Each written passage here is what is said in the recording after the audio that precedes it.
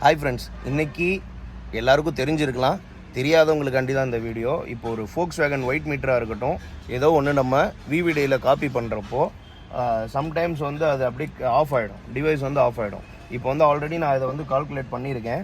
நான் என்ன பண்ணுறேன், ஒரிஜினல் இப்போ இது வந்து ஆஃப் ஆகிடுச்சுன்னா எப்படி நம்ம கால்குலேஷனை வந்து நம்ம எங்கே எத்தனை மினிட்ஸில் வந்து விட்டுச்சோ அதே இடத்துலேருந்து எப்படி எடுக்கலான்றதை தான் நான் இப்போ சொல்கிறேன். ஃபஸ்ட்டு நான் ஆப் ஓப்பன் பண்ணிக்கிறேன். இதில் பாருங்கள், டிரான்ஸ்பாண்டர் க்ளோனுன்னு இருக்கும். அப்போ இதில் வந்து என்ன பண்ணுறேன், நான் ரீட் டிரான்ஸ்பாண்டர் கொடுத்துட்றேன். இந்த டிவைஸ் வந்து இந்த கீக்கு வந்து ஆல்ரெடி நான் வந்து எப்படி சொல்கிறது, ஆன்லைனில் வந்து கால்குலேஷன் ஸ்டார்ட் பண்ணிட்டேன். பட் டிவைஸ் ஆஃப் ஆகிடுச்சு. இப்போ திருப்பி நான் வந்து க்ளோன் கொடுத்துட்றேன். க்ளோன் கொடுத்துட்டு ஆல்ரெடி கால்குலேட் பண்ணியிருந்தோம் அப்படின்னா இந்த குவாரி கால்குலேஷன் ரிசல்ட்டில் போய் பார்த்தாலே நம்ம வந்து எவ்வளோ நிமிஷத்தில் இன்னும் இருக்குது அப்படின்றது தெரிஞ்சிடும். ஃப்ரெண்டு ஒருத்தவர் கேட்டிருந்தாரு, இப்படி ஒயிட் மீட்டர் வந்து கால்குலேட் பண்ணுறோம், இல்லை 48 கால்குலேட் பண்ணுறப்ப அதுவாக கட் ஆகிடுது, நான் மறுபடியும் முதல்ல தான் கால்குலேஷனை ஸ்டார்ட் பண்ணுறேன் அப்படின்ற மாதிரி சொல்லியிருந்தாரு.